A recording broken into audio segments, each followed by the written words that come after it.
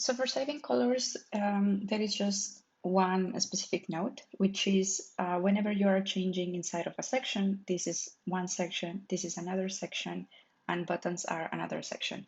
Whenever you're changing inside of one of the sections, just make sure when you are already happy with the color that you want to apply, just click Save.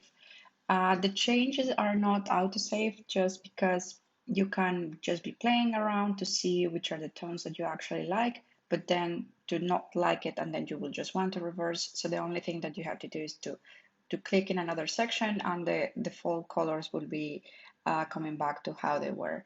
So if you are actually happy with the color that you have found in this specific section, for example, then you click Save and it will change, like it will apply in this section.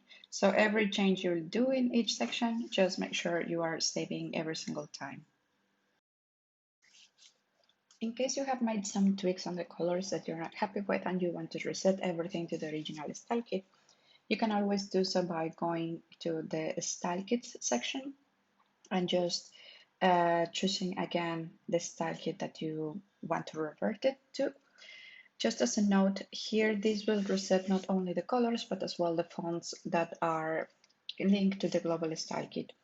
So all the upcoming blocks that you will have, they will be reset to these settings.